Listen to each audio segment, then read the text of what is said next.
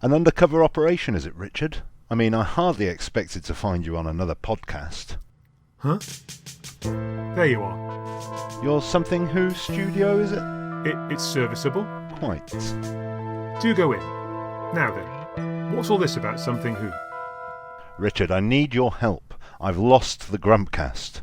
I don't know what the Grumpcast is. I've already told you. And you don't remember me?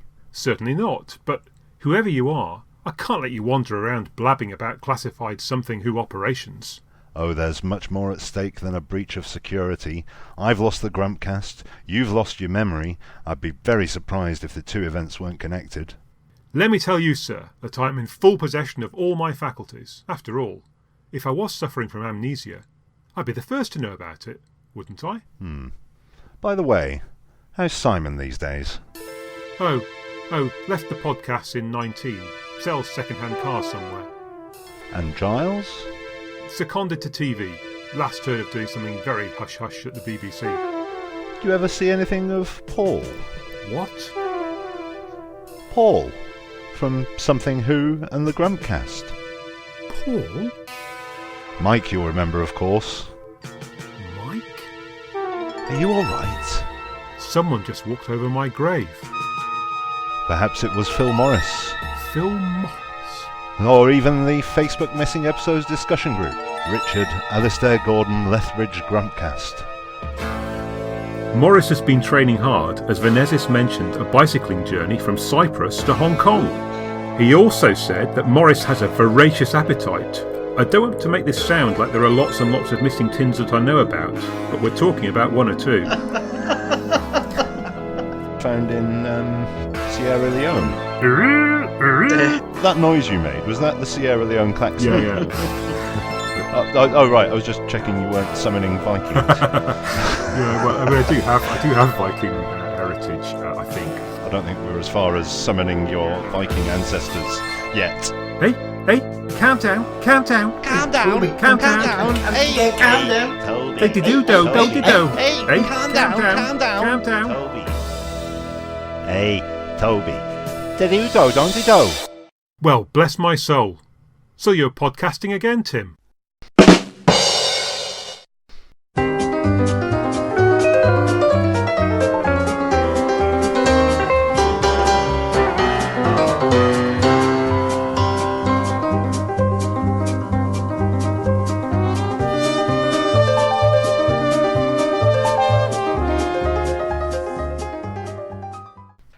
Hello, and welcome to the Doctor Who Grumpcast episode 10.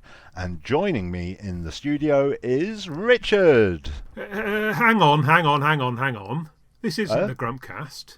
What? This is Something Who. I invited you onto my podcast. No. You're a guest on my podcast. Oh.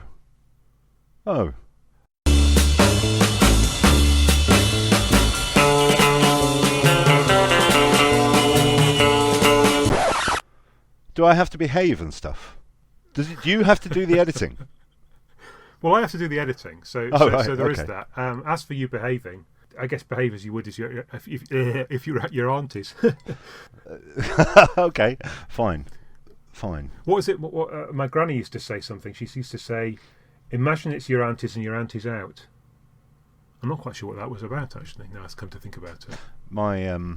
My father, when he went round to his grandmother's as a child, he was forced to stand in the porch on a unfolded piece of newspaper and given some biscuits.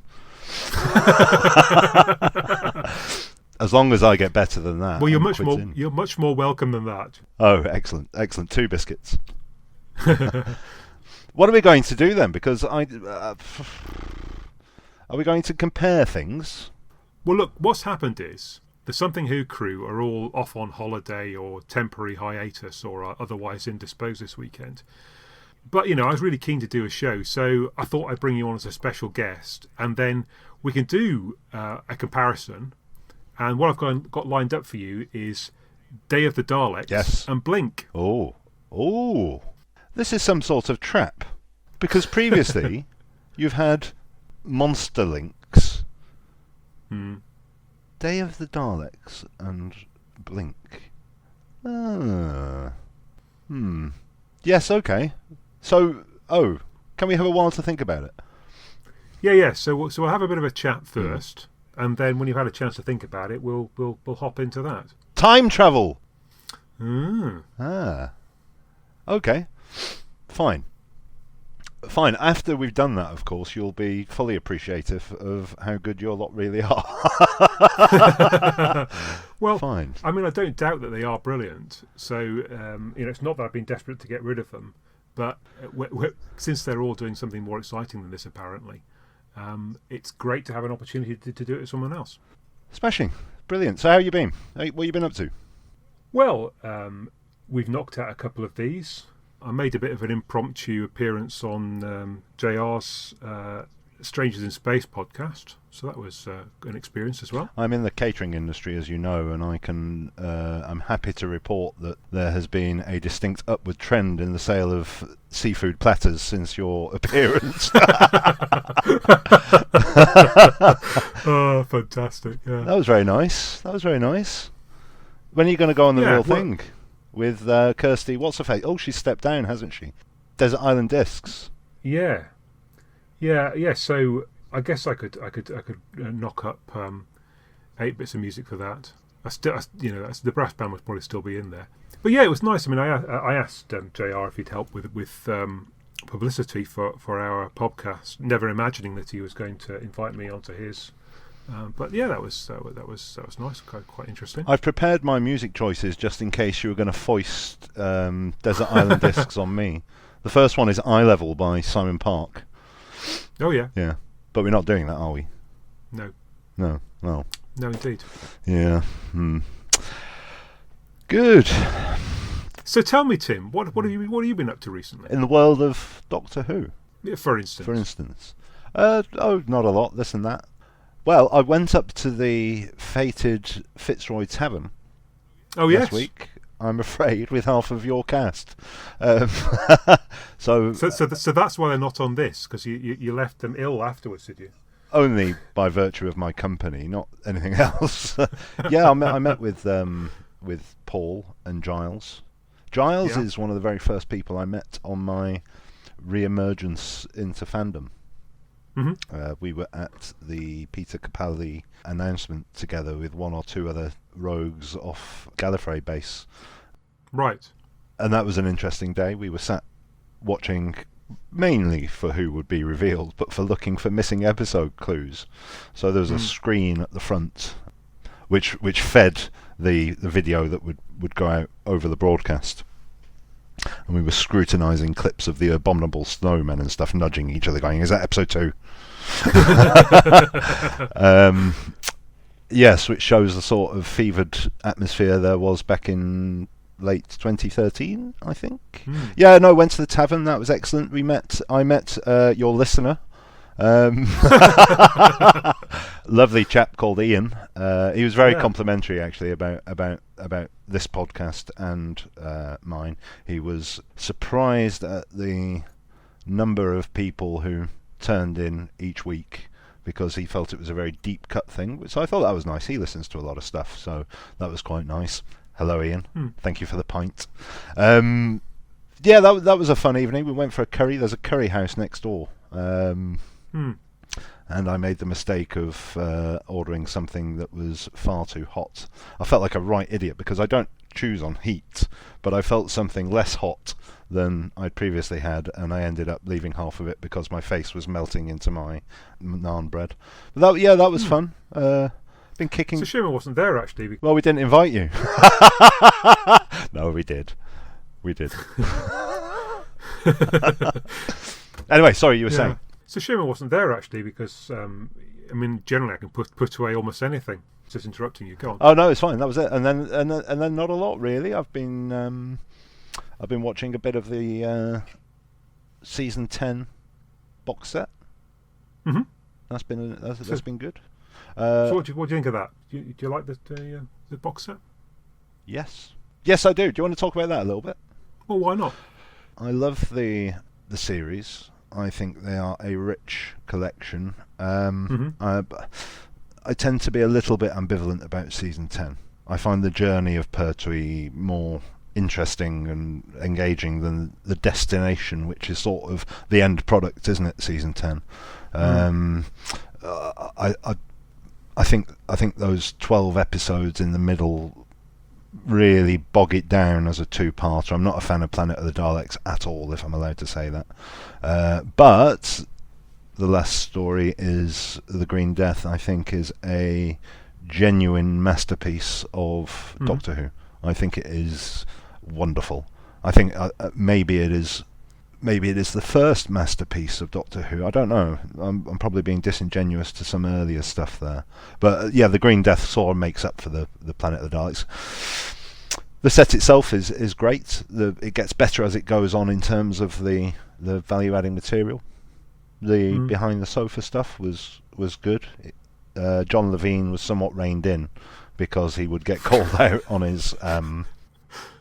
he'd get called in on some of his more eccentric storytelling, wouldn't he? Reined in by Joe, so that was very good. And I didn't mind the New Who lot either. I thought that was an interesting take. I don't quite agree with what they drew from it, but yeah, no, very nice set indeed. And the best thing so far that I've seen is the feature on the Green Death disc, where they all go back to Wales, and I thought that was really well put together, a really nice piece. But yeah, have you seen much of it?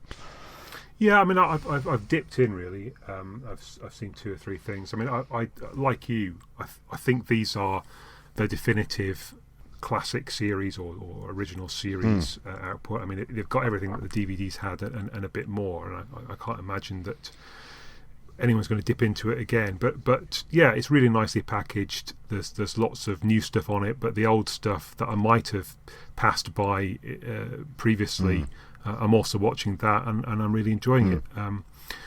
Season 10, I think I'm a bit more enthusiastic about it maybe than you sounded. I'm not. I mean, my absolute favourite is 7. Sure. And then I think I also quite like bits of Pertwee here and there. The 3 Doctors is better in concept than in reality, and I do quite like the. It's a bit of a romp. Frontier in space, though. Yeah, sure. I sort of like it better than I think it ought to, because it is all about the Doctor getting locked up about 15 times. Sure. And it's got Roger Delgado at the sort of peak of his powers as well, and it stands better as a 6-parter for me than it does as the 12-parter that it's more recently presented as, doesn't it? I mean, I think it's a very kind of weakly linked 12-parter. Sure. I mean, I tend to think of them as 2 different things, really. And I mean, whilst I probably think that, and we'll talk about this later on, that Day of the Daleks is probably the perfect unit story in the previous season, nonetheless, Green Death is a lovely kind of coda to it. I mean, you've still got Invasion of the Dinosaurs, I suppose, and then the kind of rather limp Planet of Spiders to go. But Green Death is probably the proper end to the unit story and the Pertwee saga. Which camp do you sit in on Carnival of Monsters? I like it, but I don't love it. Oh right, okay. I mean, it's clever, and there's some nice moments of charm of Pertwee with Katie Manning, but somehow I prefer the ones in Day, I think, to the ones in Carnival. I love it, but there we go. There tend to be sort of warm apathy and people who adore it. I really enjoy it, which is why the middle 12-parter. I know it's not a 12-parter, but those 2 6-parters tend to slam on the brakes a little bit for me. So you've got the romp, then you've got the Robert Holmes brilliant scripts, which I love, and it's fine that you don't. But then you have the sort of brakes slammed on, and then you end up with an absolute classic masterpiece at the end with the Green Death. So it's a season that I have difficulty looking forward to until I'm through it. Have you seen any of the restoration stuff done on Planet of the Daleks? No, I haven't got that far. I don't know whether what else they have done to the recoloured episode 3. Yeah. Or whether I've never really appreciated the work done on the last release of it, but it is amazing. No, I think the stuff that was done for the DVD was a bit. It wasn't quite there, so I think they had to do quite a lot for this to improve it. It's amazing, Richard. It is, when you think about what they have done. Getting the two colour, the best of the purely computer generated colour that they first applied to it, and then the chroma dot sort of richness, but in accuracy, and then the combination of the two. It is amazing, especially towards the end when they're in that room at the bottom of the lift shaft, and you have this bright orange hue to the room, and the way it looks on the restored version is phenomenal. It's perfect. I can't, to my untrained eye, I can't see it. And then it's rather a shame, but I suppose they had to put CGI in effects in one of the stories, and I can't really think of where they would have been better placed. But they needn't have bothered, to be honest. For instance, the Dalek set at the end with the hundreds of toy Daleks in the original. Yeah, they've replaced those with very clearly CGI Daleks. Yeah. Do you see what I mean? There's no benefit to it. In one, you're looking at toy Daleks. They've replicated the movement in the reconstructed CGI version. And when the liquid ice flows in at the end, it looks worse. And then they've got a very obviously redone Dalek spaceship, which so closely imitates the original that you might as well have just used the original. Apart from it's got some flames out the bottom and stuff. So it was a bit of a misfire, that bit, but I don't care. I can take or leave the special editions. I won't bother with that one again, but I quite liked it on Revenge of the Cybermen. Sure. Yeah, I mean, the irony is that the shot with the models is the first thing I actually remember from Doctor Who. Right. So I remember the ice pouring in to and them all getting swept away. So clearly, to a whatever I was at the time, 5-year-old, I think it was convincing enough as it was, even if it's obviously toy Daleks. But I'm not sure that replacing it with this always happens. CGI This always happens in my life, Richard. Always happens. Yeah. People talk about what was number one when you were born, and I've got friends who have got Queen, or I've got a friend whose number one is Paperback Writer. Do you know what mine is? Go on then. I was going to swear then, but I'm trying not to. It's bloody Bright Eyes by Art Garfunkel. And this happens with my Doctor Who. Your first memory is Planet of the Daleks, this revered Pertwee story, revered, in the sense that it was everything Doctor Who could have been to a kid. Other people have Power of the Daleks or whatever. Do you know what mine is? It's Adric flailing around in that bloody machine in Kinder. It's no wonder I'm grumpy, is it? Yeah. Anyway, sorry, ranting. I should do a podcast where I'm grumpy about things, shouldn't I? Yeah. Bright Eyes, love it. Yeah. So there we are. That's what I've been up to. I've just stepped down as a moderator on the Best Doctor Who forum going, which has been nice having a day or two without that, having to tell people to get back on topic or editing people's comments. So that's lovely. Yeah. Gotta say, you've got to hand it to the management on that site. They deal with some stuff, but at the same time it allows for I think what is the freest, if not formerly the most Wild West conversation going. So I've just stepped down from that, and then other than that I've been arguing with Philip Morris on Twitter. Yes, indeed. Yeah, well, I mean, I thought that would be another good topic for our discussion. Yes, because we've talked from time to time about Phil Morris and his quest to find missing Doctor Who and indeed missing other stuff, and there've been some interesting revelations. I mean, not really interesting, but kind of slightly interesting today that have come out of that spat that I thought would be worth chewing over briefly with you. Fine. Yeah. So I mean, it all started with our acquaintance Anthony Carroll doing one of his usual, about twice a month he seems to tweet Phil and say what's going on then, what's the latest. But for some reason Phil Morris actually answered back today, and so the first thing he said was, "You presume lighting blue touch paper refers to Doctor Who." And then he says, for goodness sake, it's like Monty Python, everything's a sign. I suppose he's talking about the Life of Brian in there.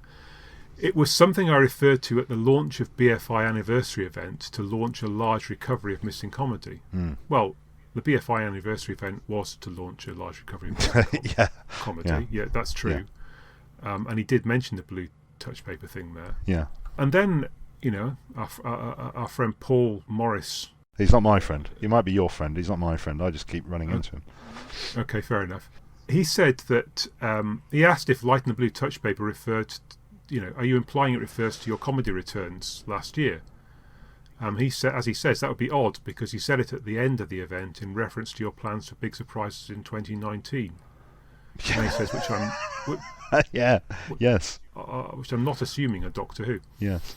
So I thought, I mean, it might be instructive to remind ourselves what actually happened at that event. Yes. And seeing as I was in the room, you know, I've got a pretty good memory of it. But not only that, I made a sly recording of it, so I know what happened word for word. Yeah. So at the end of the discussion, and it did precede the showing of the film. So what happened was, Dick Fiddy got Phil Morris up to have a discussion about what he was doing, and then at the end of that, they played out with the Morecambe and Wise episode, the Harry Worth, Sid James, and there may have been something else. Anyway, at the end of their discussion, he said, "Thank you all for coming." That's to everyone in the audience. It's always a treat to see so many of you here, and I'll see you here soon, maybe March. And we speculated at the time what that meant, but that was probably for the DVD of Macroterra. And Phil came back and he said, "Oh, and thank you all from me and Tia. And we're going to light the blue touch paper, and we'll be seeing you all next year with some big surprises." Now, I mean, it is just possible that when he said, "and we're going to light the blue touch paper," what he means is, get ready to be excited for these next few films you're going to watch of Morecambe and Wise, etc. I mean, everyone assumed that what he meant was he's lighting the fuse for a big explosion next year. But I mean, he could possibly say that. He clarified on Twitter today that he was actually referring to, when challenged, that he had actually been referring to the next BFI event featuring the scaffold. Right.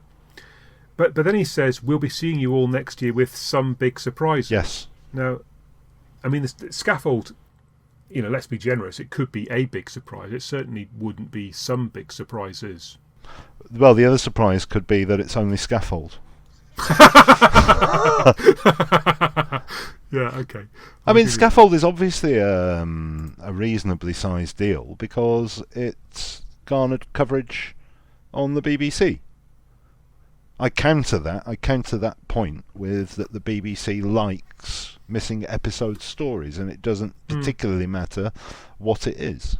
So, you know, the One Show seems to especially enjoy it. BBC Breakfast seems to especially enjoy it. The One Show gave over a couple of minutes to a few seconds of Apollo 11 TV footage that was found.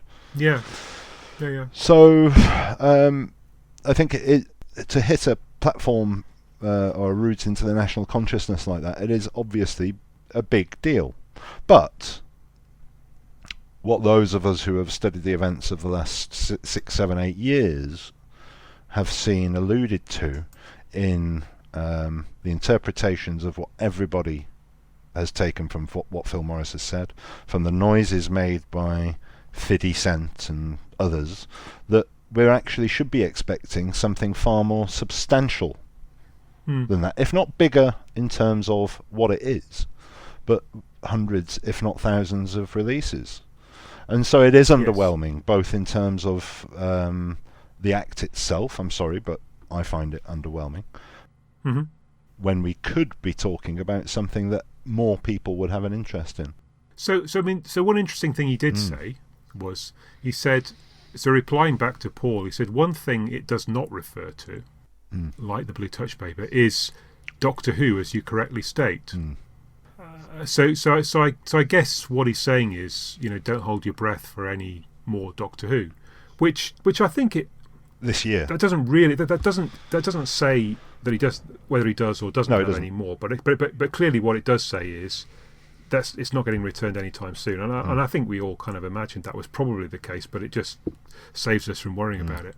Yes, indeed. But I mean, I know you've argued previously that he's going to try and maximise the publicity for whatever finds he has, perhaps before releasing the bigger stuff. But it seems quite counterintuitive to me. Nothing quite gels. The Morecambe and Wise thing doesn't quite work. He'd said in semi-publicly before about the episode that Charles Norton was restoring using his dentistry equipment. Did you know Charles Norton had dentistry equipment? That's what it sounded like. No, but the episode that he was restoring had already alluded to the fact that he's probably got another copy of it. But the reality is that he's released 2 different episodes from that same series. So I wonder if the painful truth of the whole thing might be that, buoyed by the optimism of a tremendous Doctor Who find at the start and a room in Joss full of stuff, that everything that he would subsequently check he might have talked in positive terms about, in unnaturally positive terms, and it's all sort of spun out from there. Yeah. I'm not in a good place with an ability to interpret anything that he has said now in a optimistic view, in terms of the substantial finds that we've been led to believe are on the horizon, which is a shame, really, because had there not been this sustained hyperbole from multiple people over the years, then we'd be truly celebrating every single scrap that is returned. But it seems somewhat anticlimactic all the time, doesn't it? Well, I mean, so I'll tell you where I am. So where I am is that, you know, clearly we had the Doctor Who returns in 2013, and then nothing for best part of 5 years. Yeah. And then there was the announcement on the One Show of these comedy returns, which led us wondering, well, what's going to come after that? And then there was the BFI event, and he said, well, you know, prepare for big surprises. I also talked to him privately, and he made optimistic noises there. So I mean, I wasn't expecting Doctor Who to be released this year, but I was expecting a big announcement of missing TV, and so the one announcement of the scaffold, and then nothing since, and this suggestion now ranting on Twitter that there's nothing really in the pipeline either, makes me feel, well, there's no point holding our breath.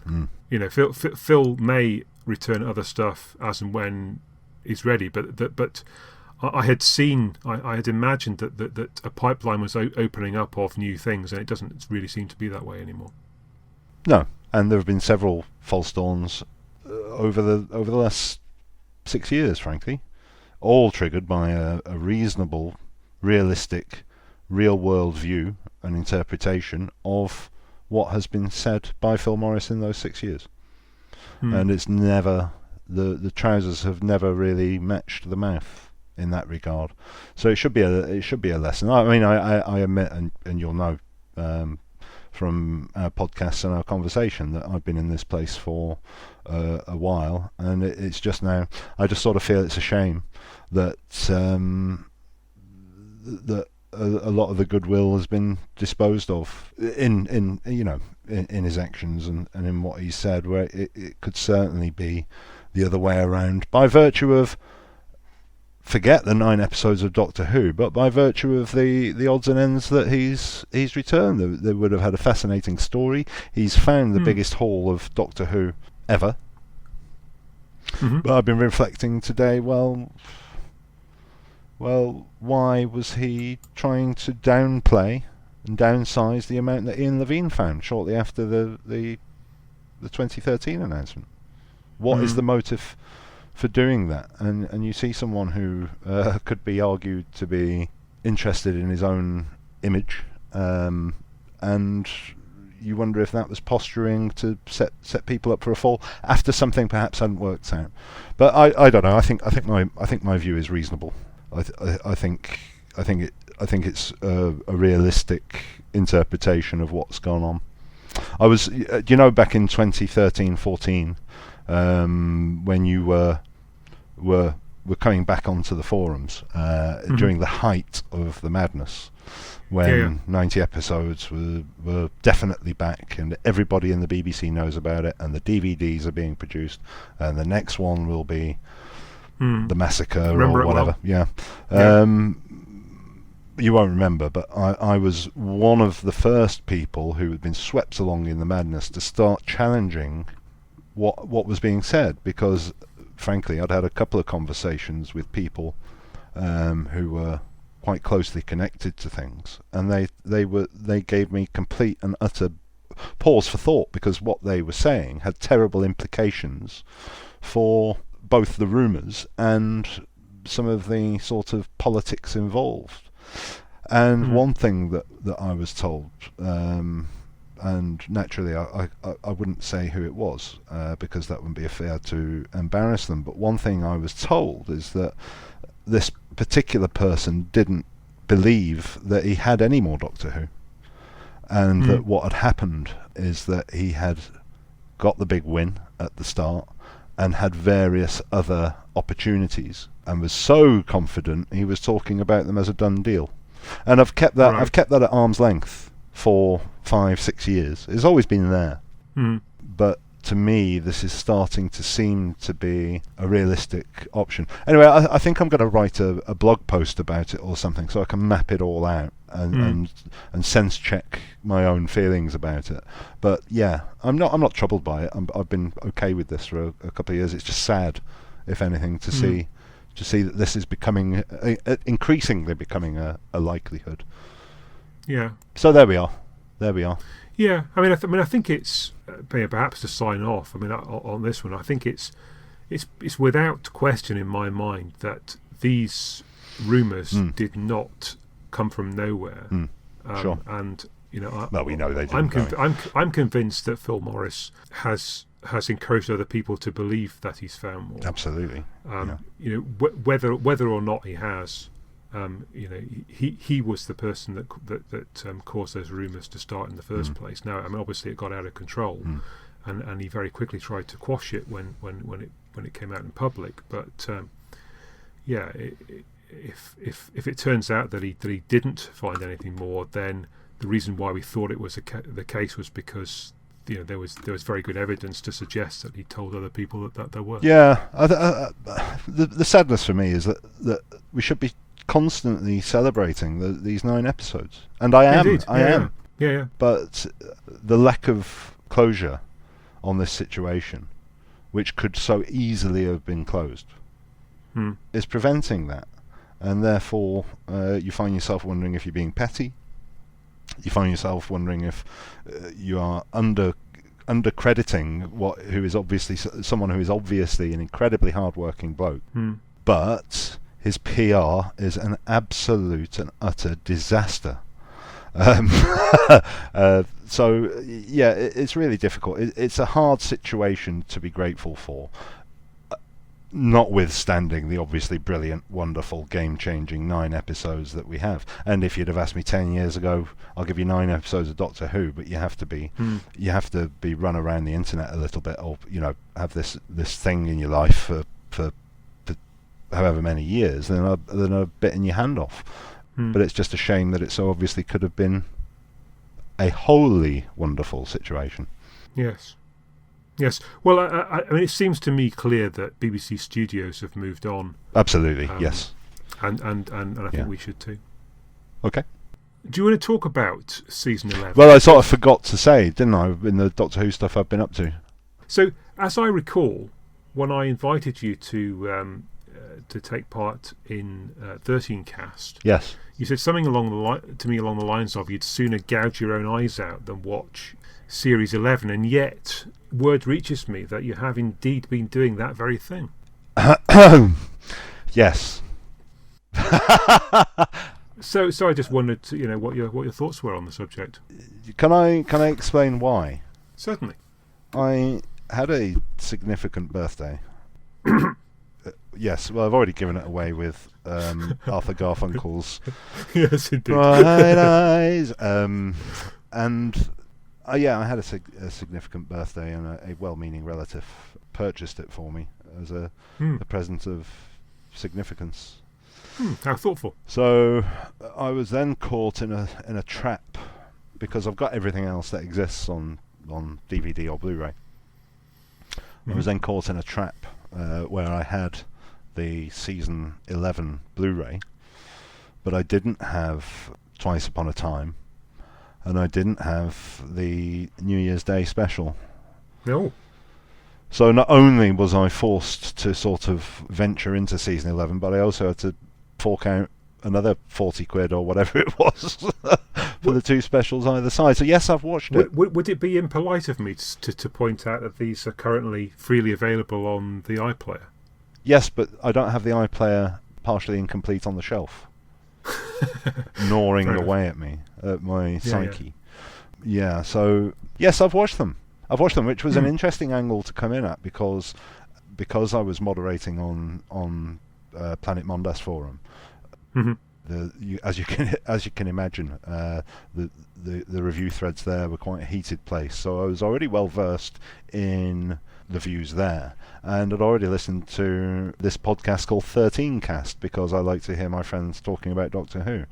So I had a degree of expectation about it from having read a lot and watched a lot, and I ended up with quite a different opinion to the expectations that I had.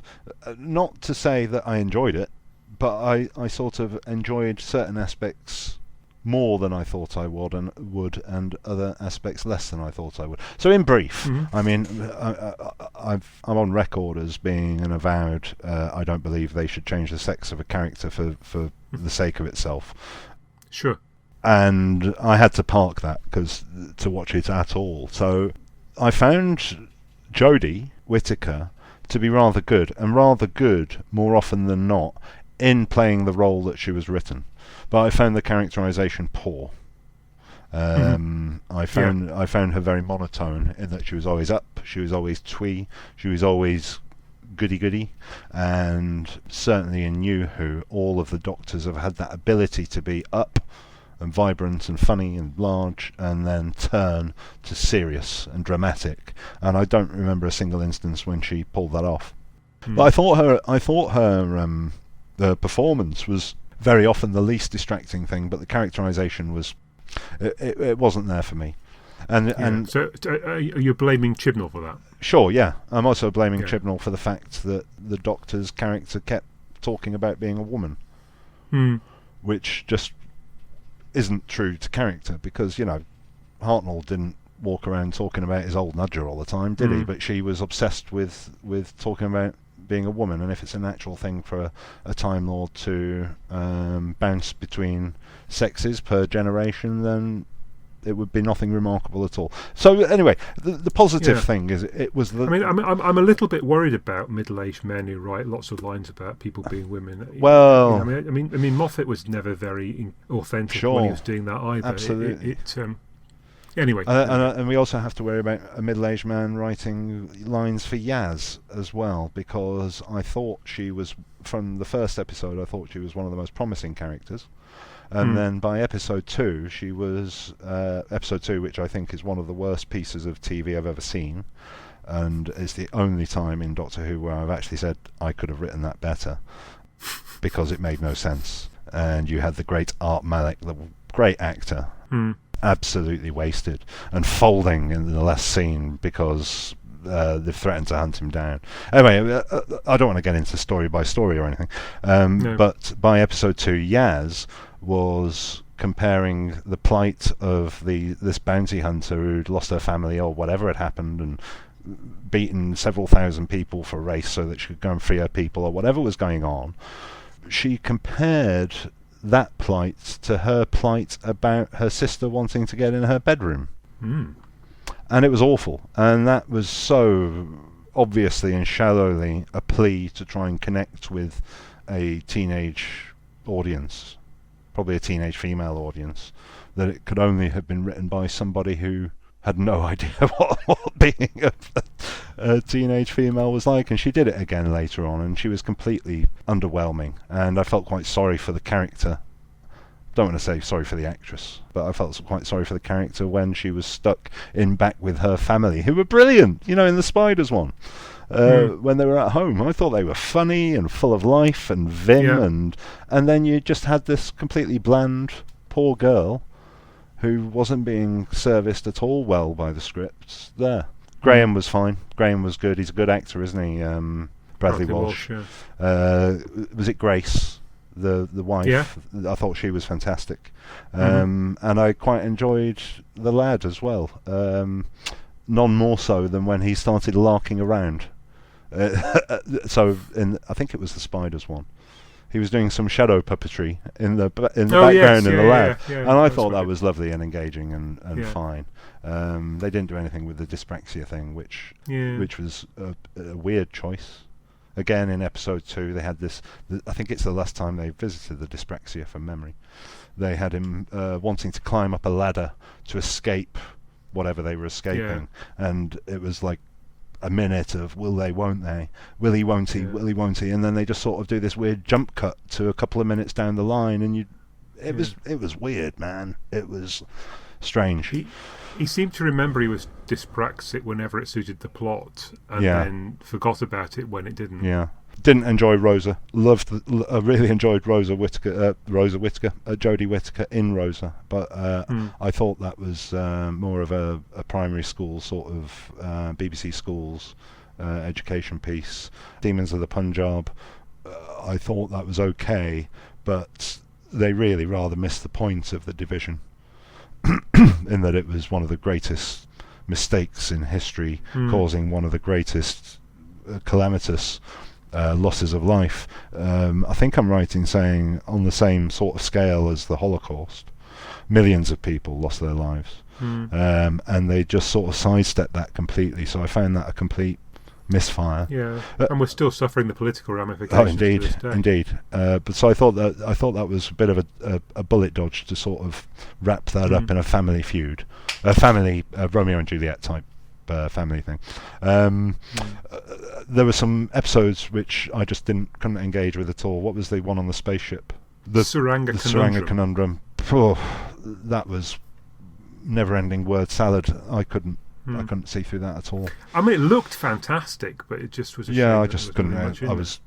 And towards the end as well, with the battle of whatever it was, and I just found myself more and more reaching for the phone and telling people to get back on topic on the forums and things.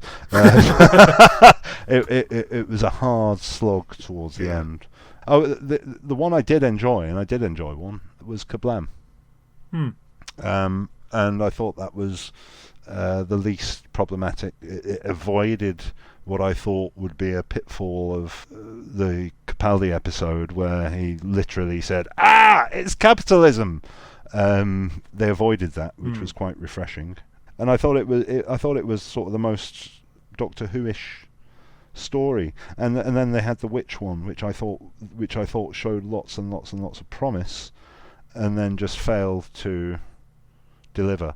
But interestingly, or not, the two writers who were on the Behind the Sofa feature were the two writers of those two stories, and the story I enjoyed.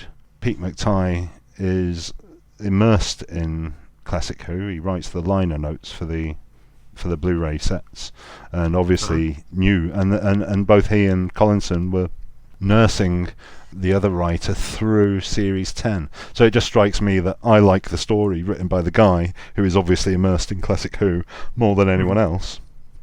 And the story I didn't like, because I didn't think it was very Doctor Who-ish, was written by the lady who wasn't familiar with Season 10. Anyway, it was awful. Complete lack of threat, complete lack of menace. The writing was terrible.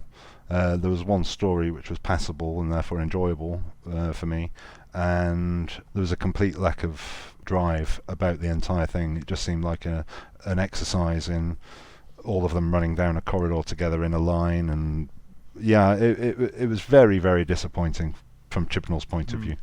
But the least of the problems was actually Jodie's portrayal of the Doctor. For me. Yes. It can only get better, put it that way. Well, we've got Series 12 to look forward to, starting next year. one has to hope that some lessons have been learnt. Well, there's a rumour going around today that she's left, but it's probably rubbish. Yeah. Anyway, it wouldn't be her leaving is less of an issue than Chibnall leaving. I don't think he'll find the ability to be able to write well for such a show as I would want to watch in the space of a year. But there we go. I've watched it anyway. Very good.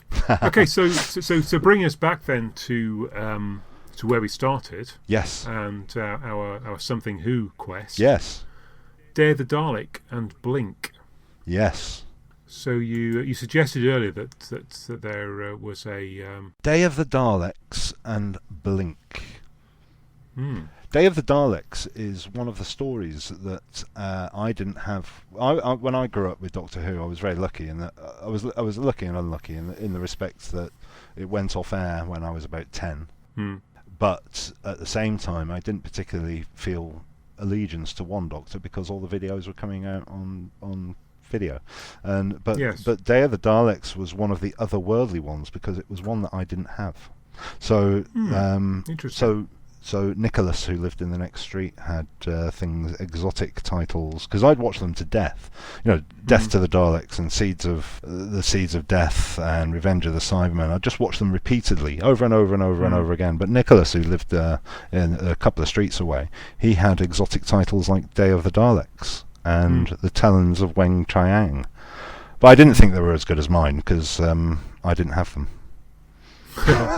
But yeah, Day of the Daleks, sure. Yeah, interesting. I mean, so Day of the Daleks was one of the first ones to come out on VHS. Yes. So this would have been back in the mid-80s, I guess. 85-ish maybe. I seem to recall saving up some money and sending it to the Doctor Who Appreciation Society to get it at a slightly reduced rate.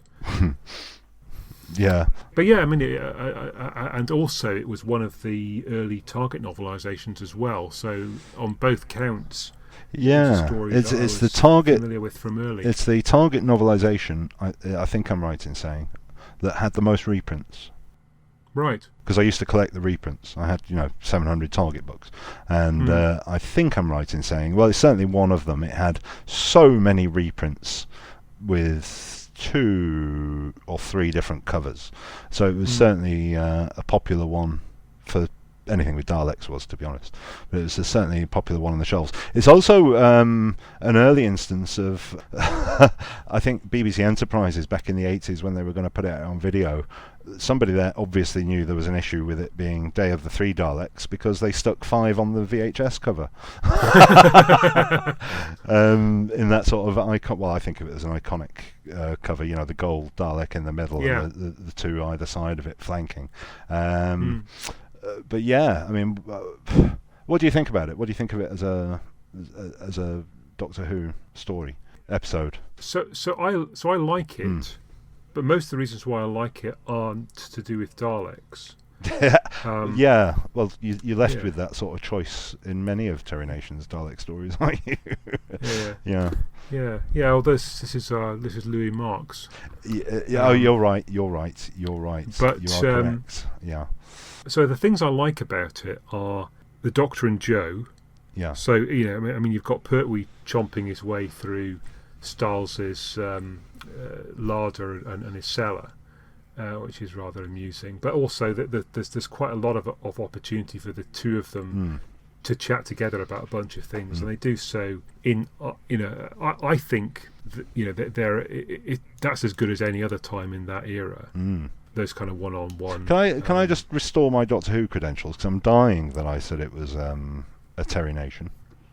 But what, of course, happened is they had the Louis Marks thing, and then they stuck the Daleks in, and Terry Nation got very upset about it. And then over some rich BBC lunch, they persuaded him to write Planet. I just wanted to show I'm not a complete moron in that regard.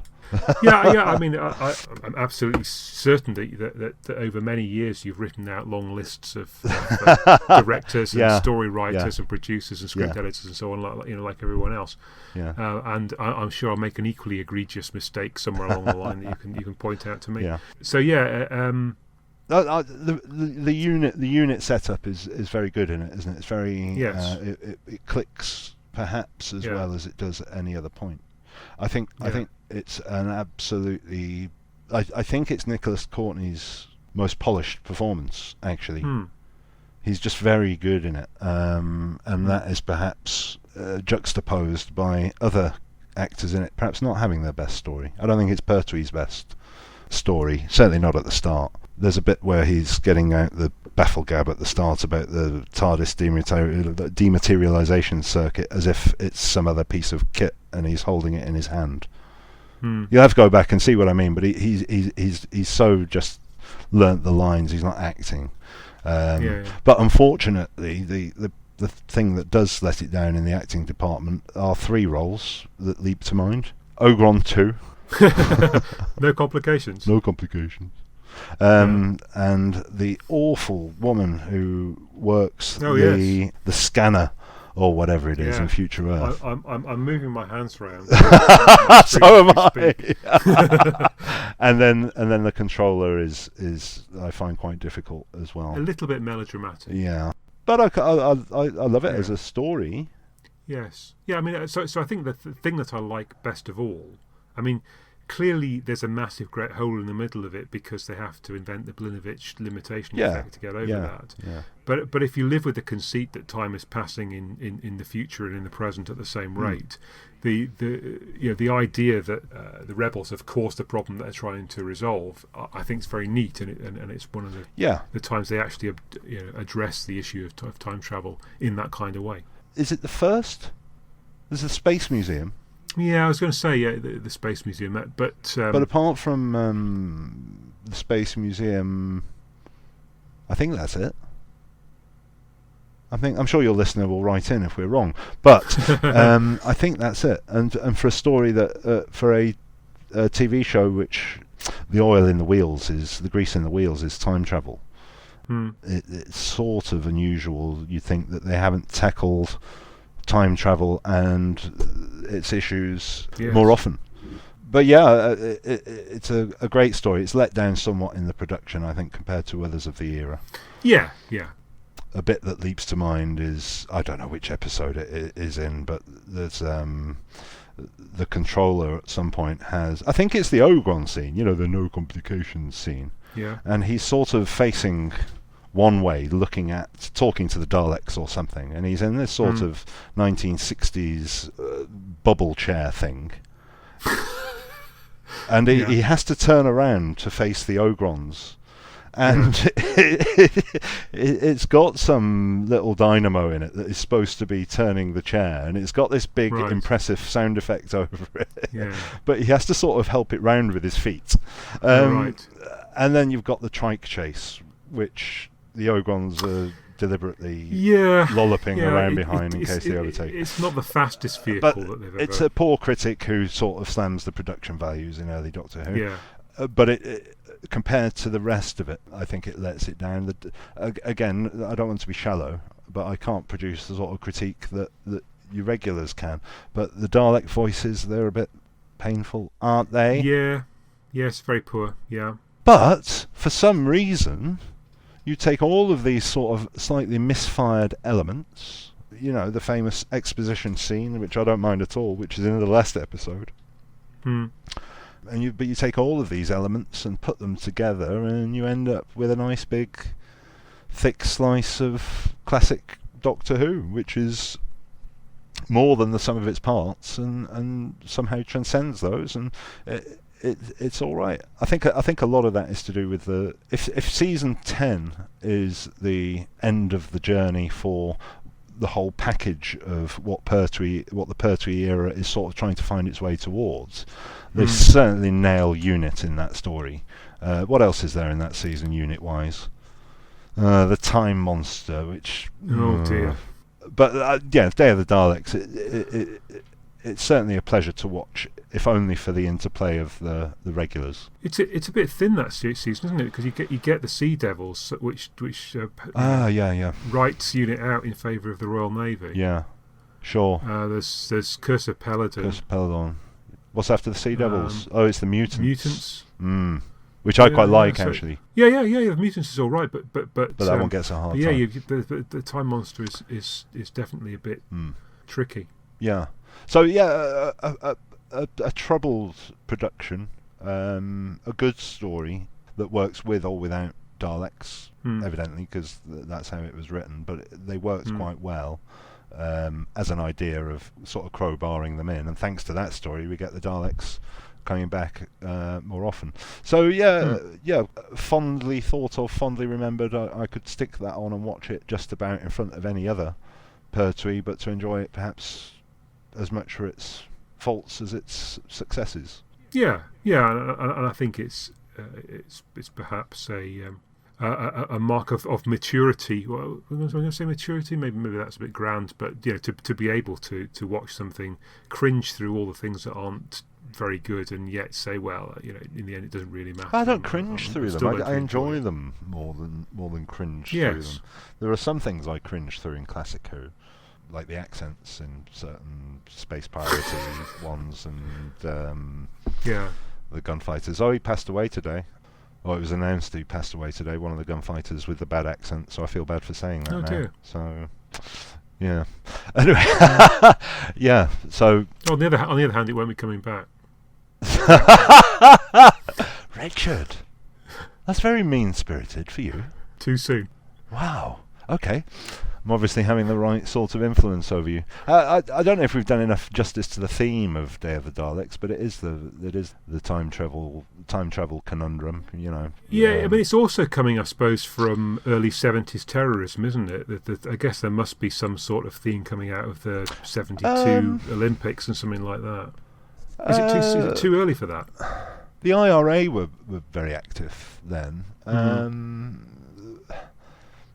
Maybe it is. I mean, if it is, it's certainly a less obvious reference than some of the other political themes which are weaved throughout mid to late Pertwee Doctor Who. Green Death and Invasion of the Dinosaurs and miners' disputes and so on.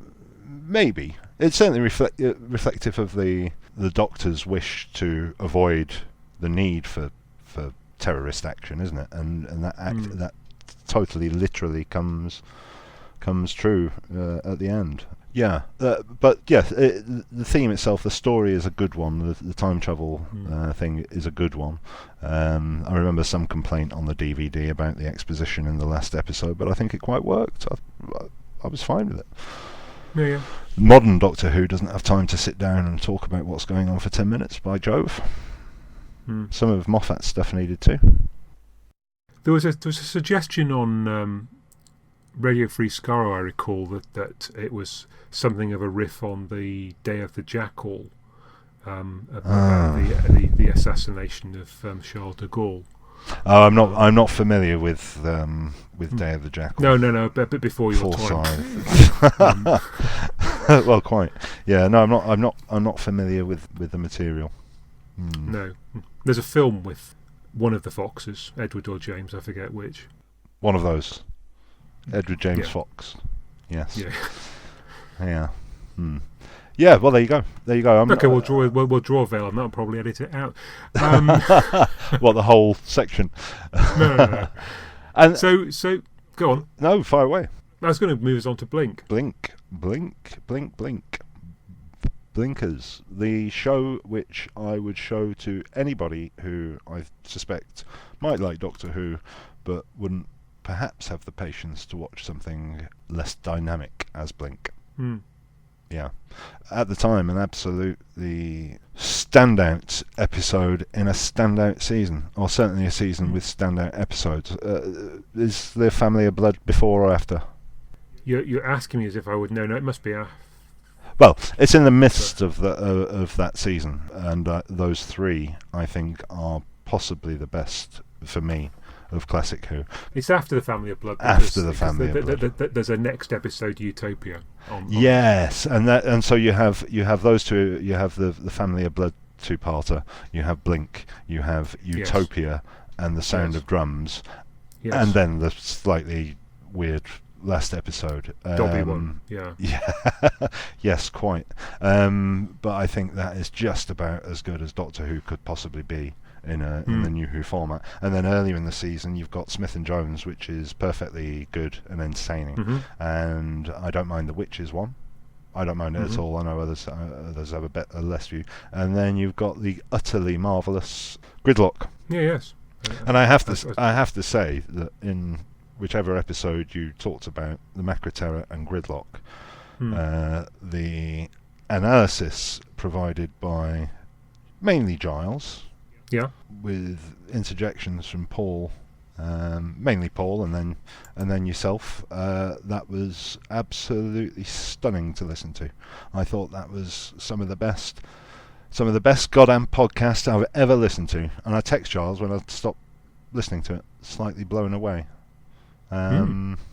Yeah, no, superb. So what a good season. But in that season, you have this 40 minutes, whatever it is, of Blink, which at the time absolutely blew me away. And the odd thing is, it's one of these ones. It's a filler, isn't it? I mean, they've got a slot. They can't use much of Tennant. Yeah. So they've got to cram something else in its place. Yeah. I mean, obviously they're using Stephen Moffat, who's one of the better writers. So that gives it a chance. But yeah, it is Doctor Who, but it's got the least amount of Doctor Who in it of the whole season. I also wonder as well. Isn't it the case that the Dr. Light episodes are often brilliant though? So you've got Blink, you've got Turn Left, struggling to think of others. So it is at least twice the case. That, Love and Monsters is the other one. I mean, it's kind of love it or hate it one. Anyway, but I also hate Blink for the simple reason that I tend to think it is the success of Blink and the introduction of the concept of timey-wimey and the revisiting of the problems with time travel that might have given Stephen Moffat the encouragement to write every single thing he wrote ever again for Doctor Who about time travel. Yes. Well, it's interesting because Series 6 is a much longer and less well-written version of this. Yes. And then also the Angels Take Manhattan, the kind of bailing out of Amy and Rory. Yeah. They do the same thing that Kathy's character does in this one. Yes. Of being sent back into the past. So again, that's rather revisited. I mean, it's drawn out for me. Effect, but frankly, he does it better in this, I think. Part of the brilliance of the Angels was that they killed you in a kind way. In that, yes, they were visually terrifying, but it was rather a brilliant thing that they dealt with you. They got you out of the way, or they fed off your residual whatever energy when they zapped you into the past by just sending you into the past. And that as a mechanism was brilliant. That as a concept of a monster that killed you in a kind way was brilliant. And indeed, was that the spark that made that Moffat would never kill anyone ever again. They didn't kill you, they sent you back into the past, and then Moffat stopped killing people after that. So did he feed on that success? But I don't feel he repeated the success of the Angels in any sense. No. After that, he made them visually more horrific, and you weren't quite sure what the threat of them was later on. Until he revisits the very initial idea of them sending you back to the past when he kills off, inverted commas, Amy and Rory by not killing them. But I don't want to get bogged down in what happened next. I will just say that the last sort of marathon I did was by accident, in that I think I rewatched season 10, and then thought, all right, I'll rewatch season 9. And I thought, all right, I'll rewatch season 8, and so on. And I got well back into the classic era, watching them in reverse order. And by Jove, by the time I got to Blink, and by the time I got to The Girl in the Fireplace, I was utterly fed up of time travel stories. So I hated them. I just wanted them to stop, which is symptomatic of him just going on and being that being the only thing he wrote about time travel. But at the time, was that how many instances between Day of the Daleks and Blink were there of time travel stories? Yeah, so I'm Not a thinking lot. there's the face of evil, which you've got the Some, Doctor having yeah. visiting there before. Yeah. It's not exactly time travel. Yeah. There's a bit of it in there. Yeah. Hmm.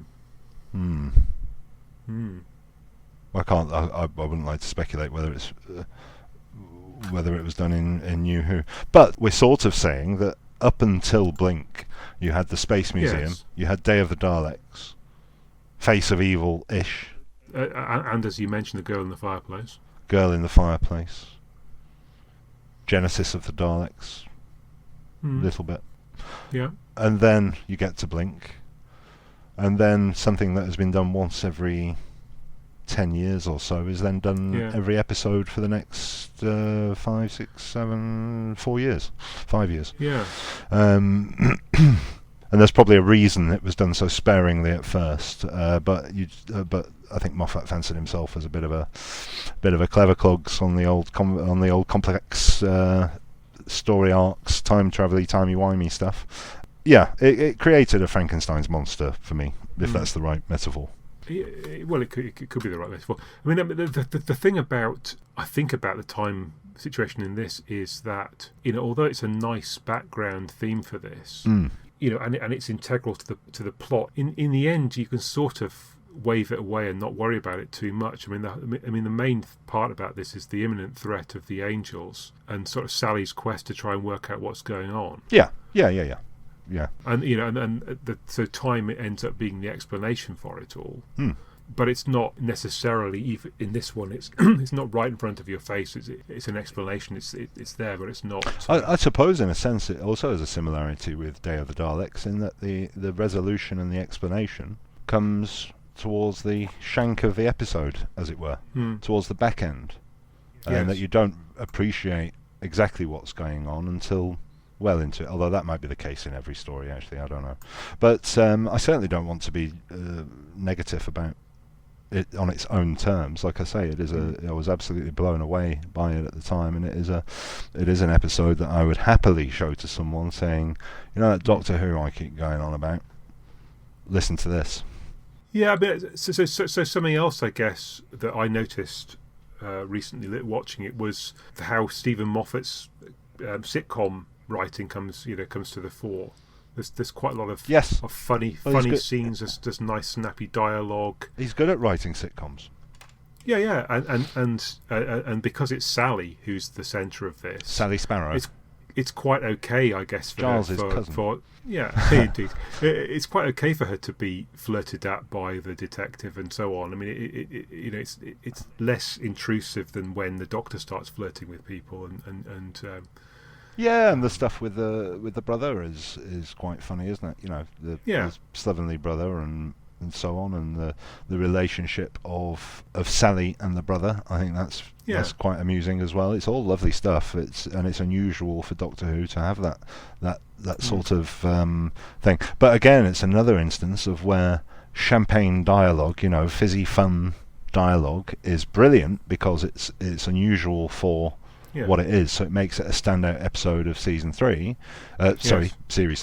But then later on, it becomes a bit of a crutch of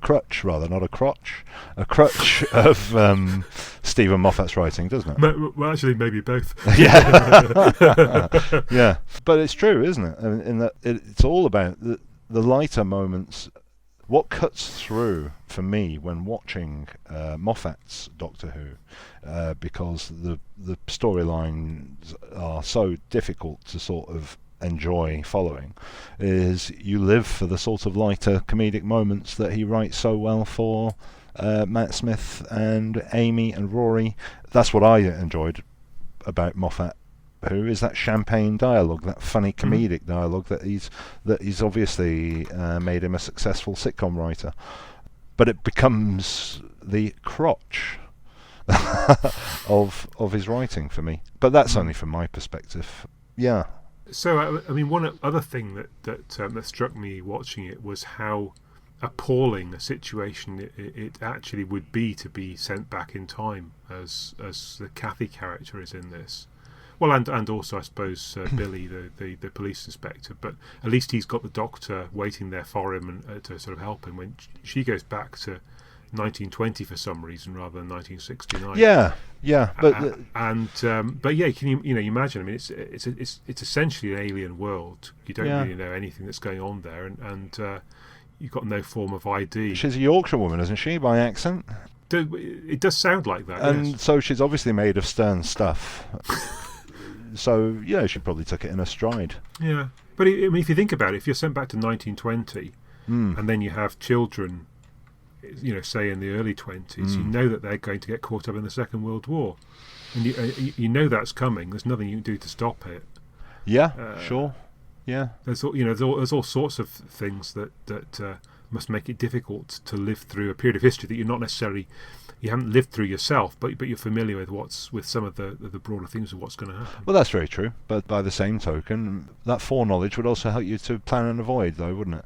But at the same time, perhaps it was. I mean, she ended up in the countryside in James Herriot country or whatever it was.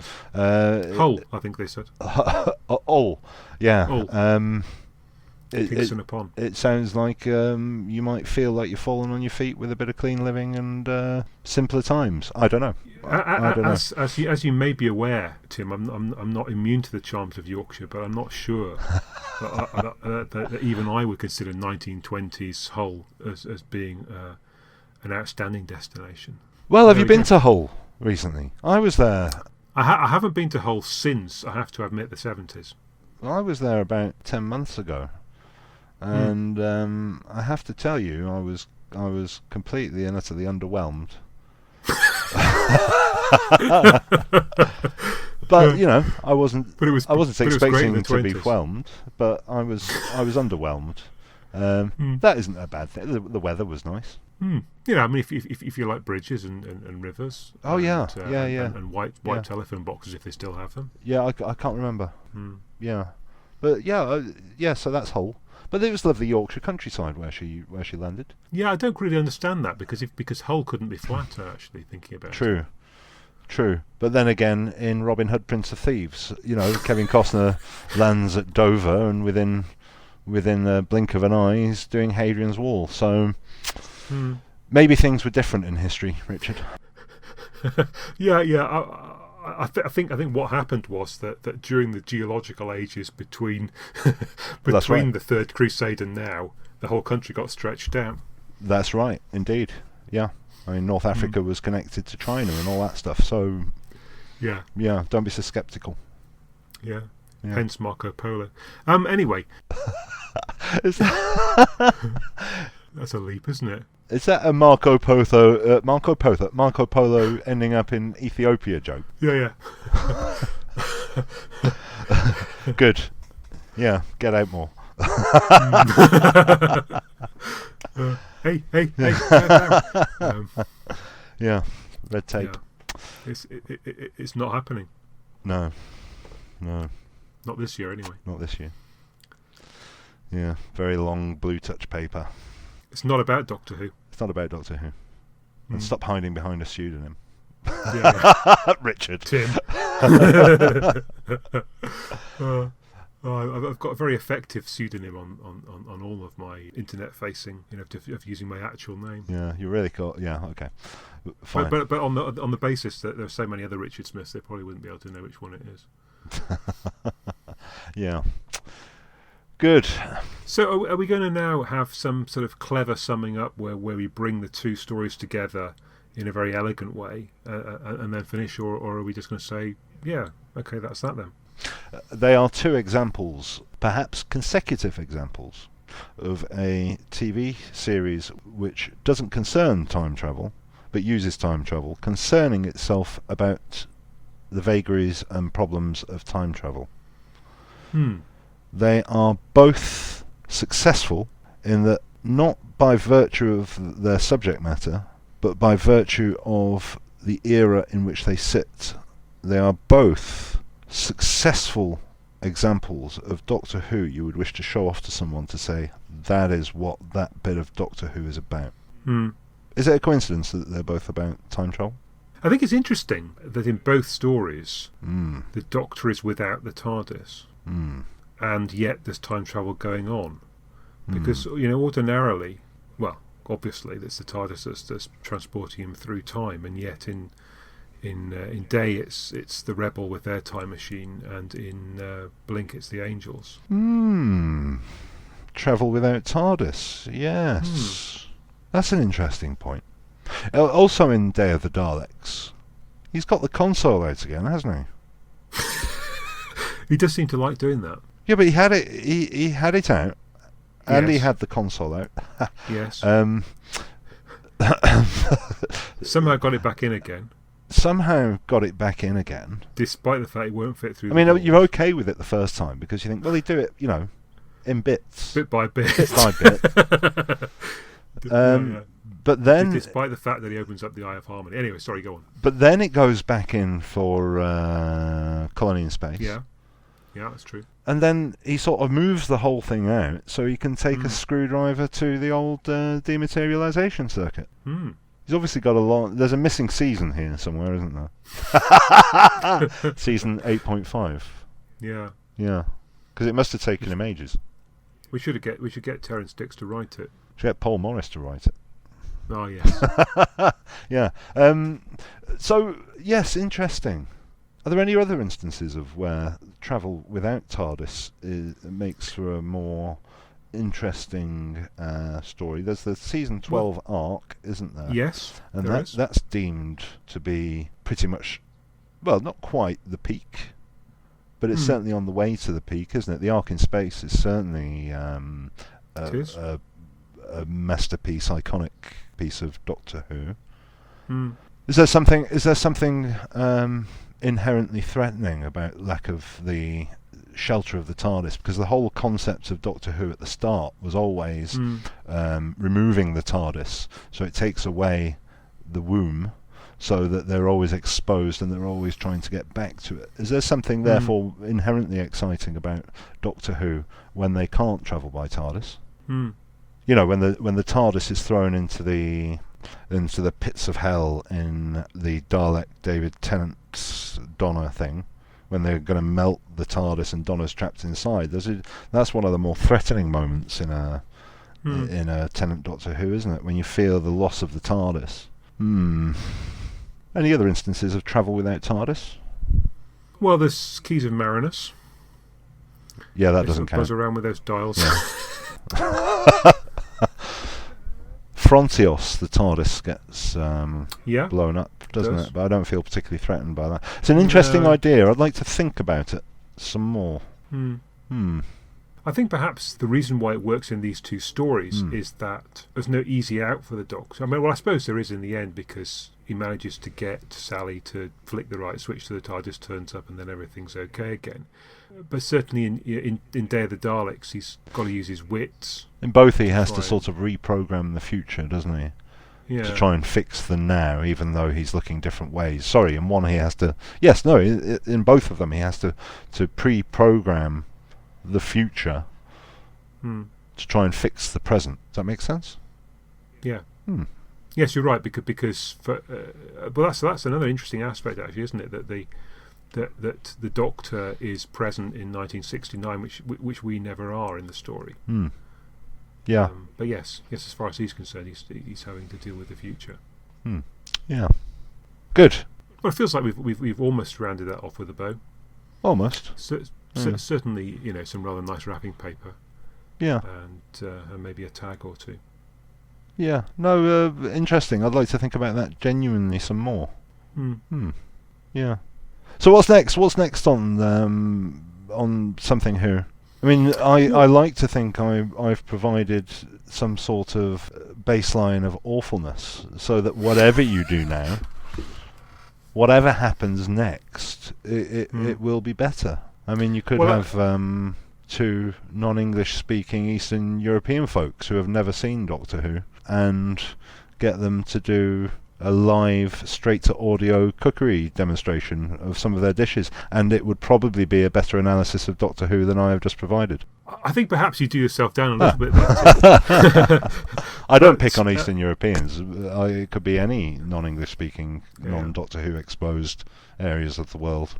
I like to hope that those regular members of the Something Who team who found themselves too busy washing their hair this weekend to appear might listen in and say, "Oh hell! If I don't come on the next one, this is what it's going to be like. This is what it's going to be like."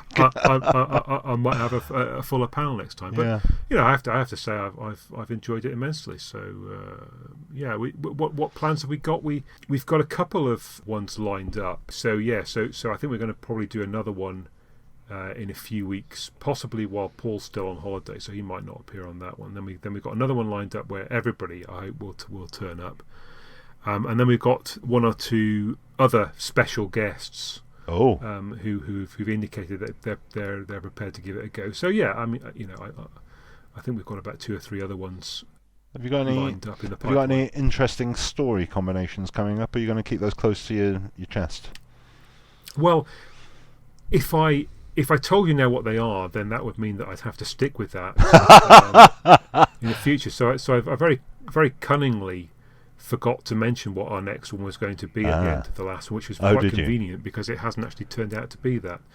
Yeah. And I think if I draw a veil over it, then people will think there's a in much the same way as what's his face Cartmel had a master plan. Then I've got some kind of idea of where we're going with this. When we were at the pub, Giles has already told me that the next one planned is Survival versus Love and Monsters. So I'm afraid now it is published.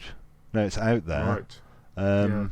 You're going to have to stick with that, and I know that Giles will be particularly disappointed if we don't do that one. If you don't do that one next. Right. Okay. I'll bear it in mind and disappoint him. And I know Paul was very keen to do K9 and Company versus the Ghost Monument. Yes, that's a perfectly revolting combination, isn't it? So they're your next two, and you can stick the check in the post. Splendid. What's coming up with the Grumpcast? Well, it is slowly cooking in a slow cooker. We have the next one lined up and planned, and that we'll be covering season 18, which is by no means the most enjoyable season to watch, but I think it's got some interesting things to be grumpy about. I mean, it's one of the great Tom Baker seasons from the 1980s. It is one of the great Tom Baker seasons from the 1980s. Well, it's a bit of a funny one, isn't it? Because it's better. I think it shows an up curve from some of the low points of season 17 and certainly season 16. It's very divisive amongst aging fans who tend to knock around on forums. It's sort of one that was around when people were relatively young, so they have the nostalgia factor with it. Adric is very divisive as a character in that he's not the same character any 2 weeks. You've got Christopher Bidmead taking bits of his computer apart and naming various stories after various story parts after bits of his computer. You've got John Nathan Turner, new titles, new opening, Tom trying to get out the way. There's plenty to talk about, and therefore it seemed like a fitting subject to do. And on that, we'll have, hopefully, our first guest from the United States of America. How exciting. So I'm hoping for some emphatic sass in the way that the people from that country do that. I wonder if you're aware that Something Who has listeners in Georgia, Texas... Georgia as in Tbilisi? Georgia, America. Oh. No, Georgia.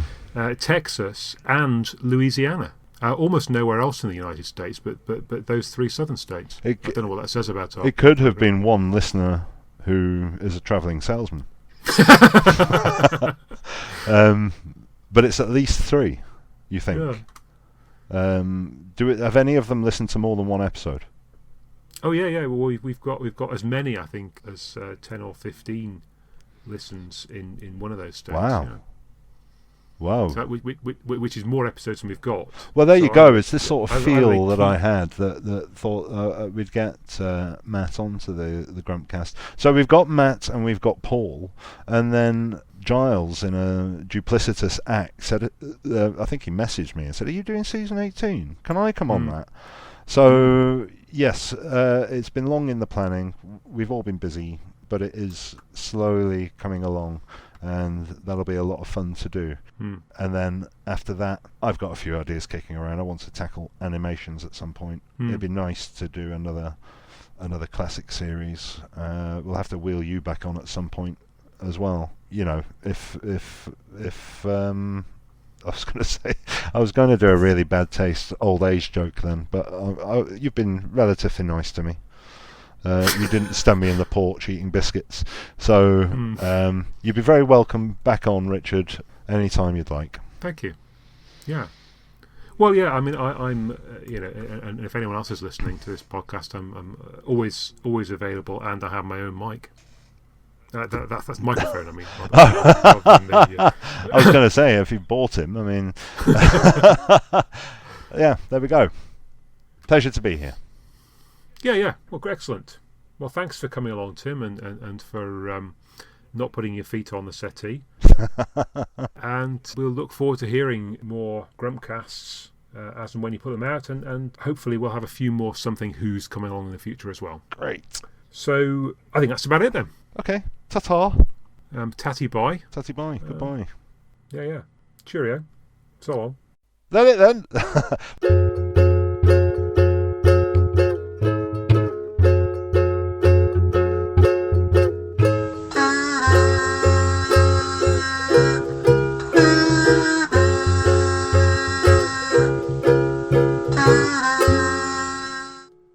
Well, good luck making that not truly dreadful.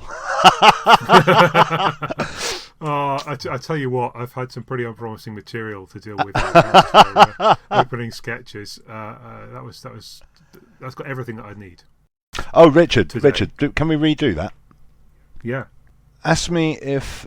Well, it might be really boring, but ask me if I've been up to anything. Because that might be a nice bit of chat. Because that's the sort of thing that a chap would do. If someone asked them what they were doing, then I would ask what you'd be doing, wouldn't I? You know, if I were a good host. When I said listen to this, I did the guitarist in Back to the Future holding the phone up to... What's he called?